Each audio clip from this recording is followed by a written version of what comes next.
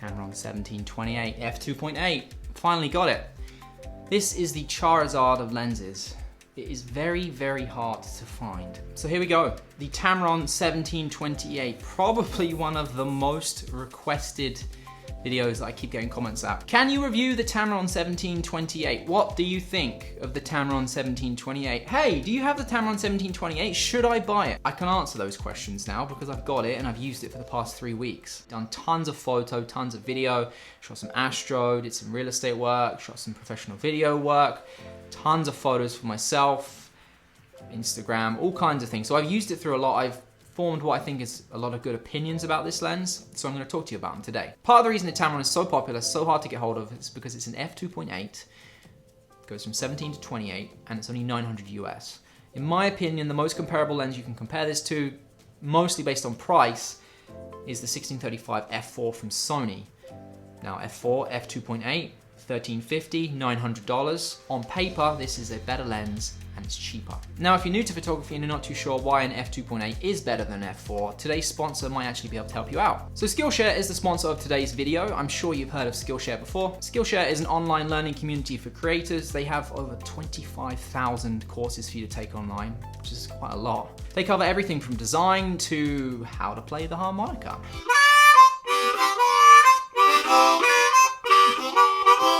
Bet you didn't know I could do that, did you? So if you wanted to learn harmonica, they have a course on that. Now they do actually have a video entirely based on aperture and focal length. So as I said, if you didn't know why an f2.8 was better than an f4, they have a video covering that. I actually found it quite insightful. They do break it down nice and simple and they make it really easy to understand. A premium membership with Skillshare is actually super affordable too. An annual subscription works out to be less than $10 a month, so it's super cheap actually. And because Skillshare is sponsoring today's video, you can click the little link in the description. I don't know why I said a little link. It's not a little link, it's a regular sized link. But if you click that, it will give you 2 months free. If you do click that link, thank you. Thank you for supporting me and supporting Skillshare, who support me, and we all win.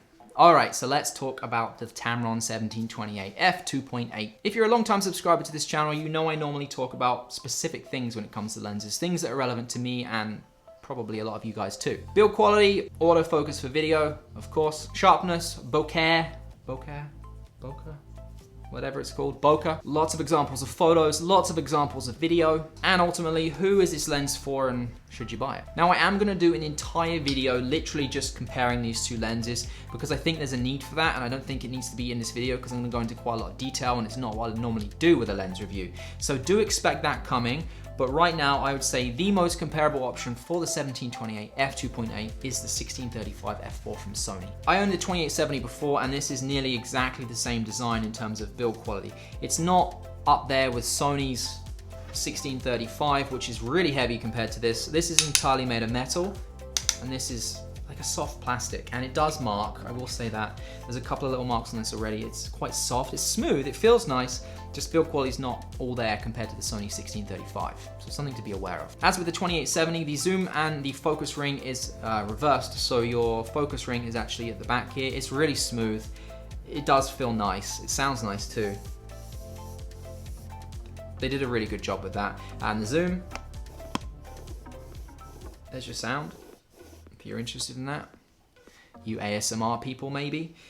So everything is smooth, it's got good resistance, firm.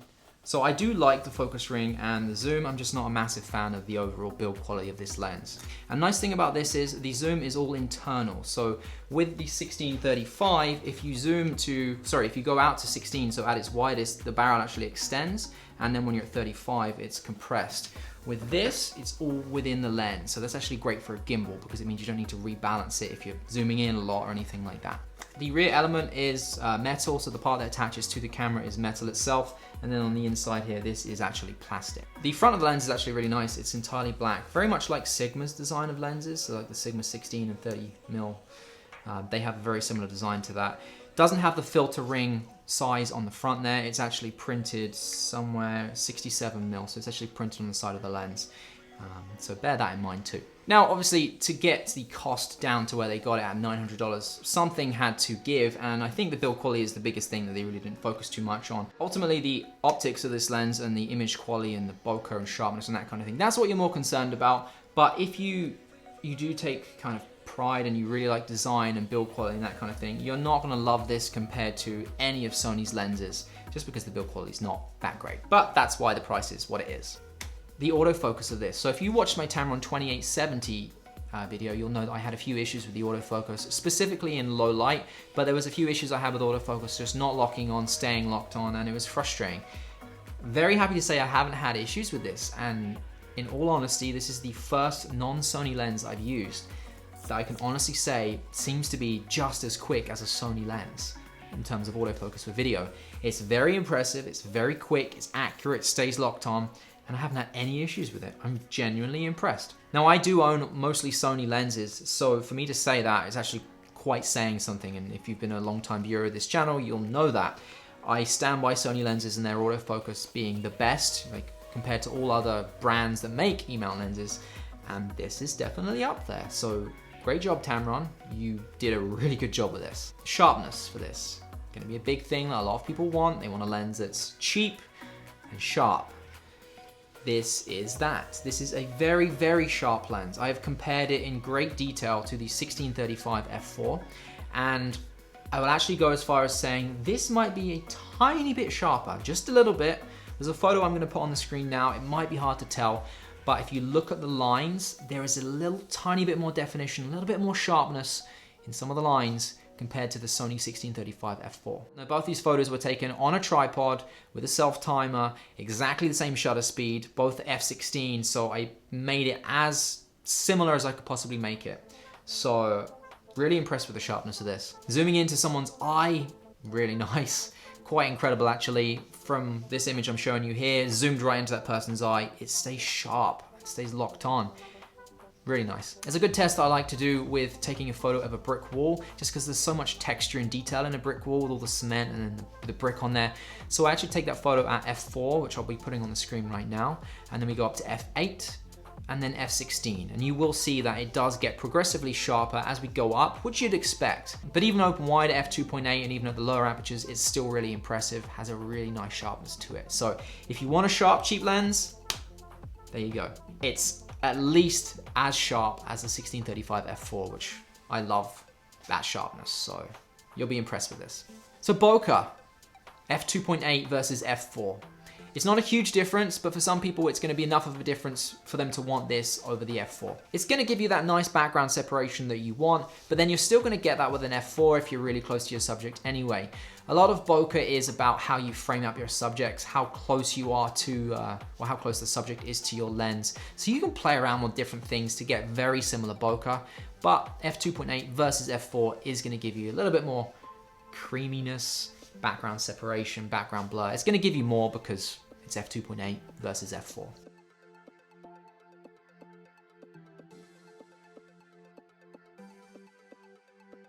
So when it comes to vlogging, this is going to be a lens that people definitely consider for that. And the reason for that is when you vlog, you want really wide. I typically like to use a 1635 f4 for vlogging because I really like that 16 look.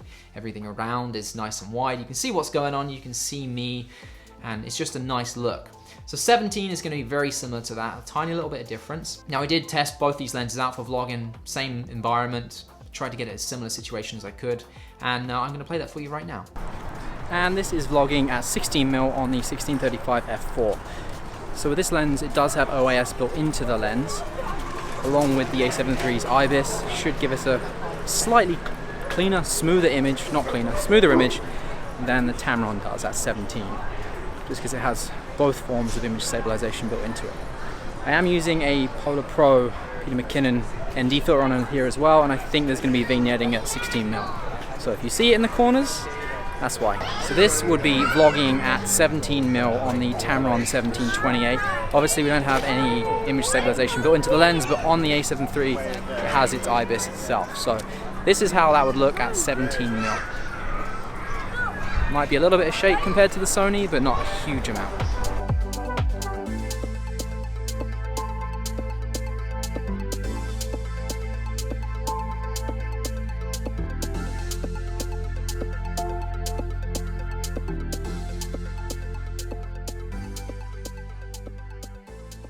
Now, one thing to be aware of is the 1635 does have optical steady shot on there, so That gives you a little bit more smoother video with the Sony a7 III's IBIS built in as well. It's gonna look a little bit smoother. The Tamron is a little bit more shaky, but it's not that huge of a difference. And some people might actually prefer the look of this versus this weird kind of smoothing that this can sometimes do. So this has OSS, this does not have OSS, but the a7 III, if you're using that, has IBIS built in. So that might be enough for some people. So that's not a huge deal breaker.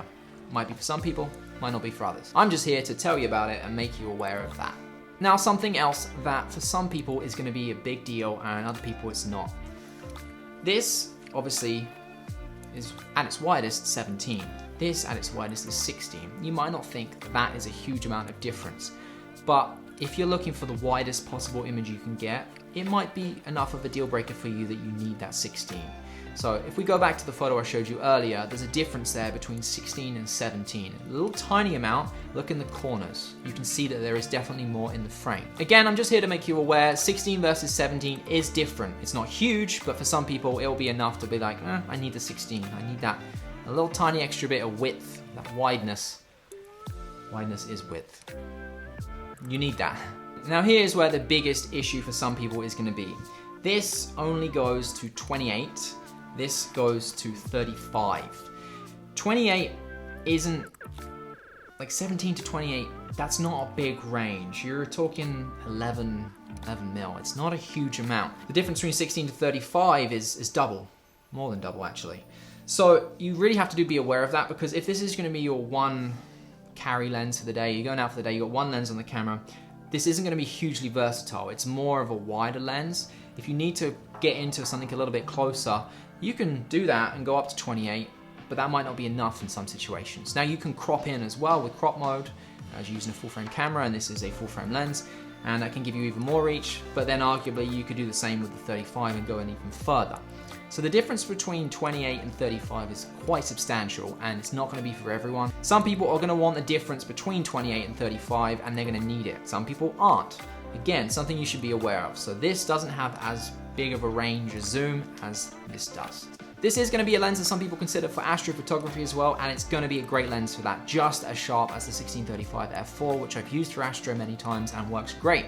This will be better because at f2.8 you can get more light into the lens, and that just means better for astro. With astro, you want to have typically the shortest shutter speed that you can potentially get, because if you go too long, you might get a little bit of movement of the earth, a little bit of blur in the stars, and it's just not a sharp image. So getting more light into the lens is a better thing for astro. So although I had a little opportunity to shoot astro, there weren't great images, but I'll put them on the screen here anyway, just for you to see. So this is a very capable lens when it does come to astrophotography. I might do an entire video on astrophotography just for this. Stay tuned for that one. Here's a few more photos I've taken with this lens.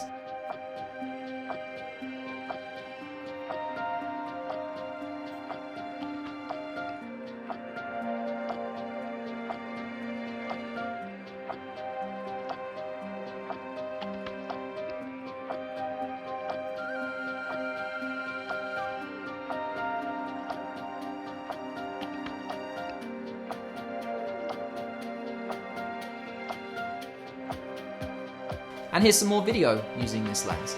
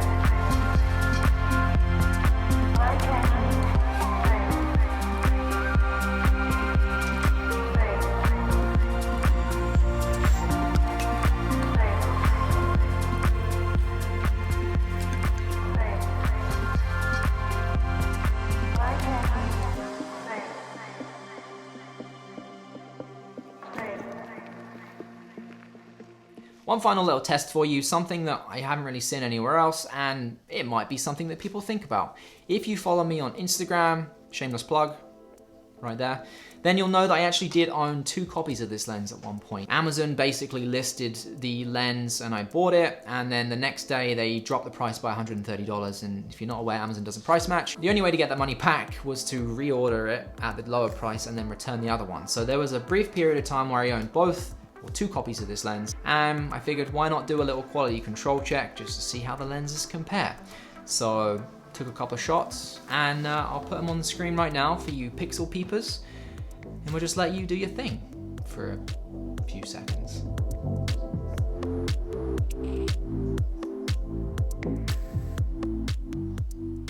All right, are we done? Okay, good. It's pretty obvious that both lenses, as far as my eye can tell, looked identical to me, which is good. It means that Tamron's quality control is great. It means 2 copies of the lens were identical, which is good. That's what you want. Sometimes you can buy a lens and it's not a good copy and other lenses are sharper, and it does happen, at least in my situation with owning 2 copies of this, they were the same. So all in all, who is the Tamron 17-28 for, and should you buy it? I'm gonna make it really, really simple for you. If you don't own a super wide lens and you're looking at picking up a super wide lens, get the Tamron 17-28 f2.8. You will not be disappointed. It's gonna satisfy most of your needs unless you need that little bit of extra zoom.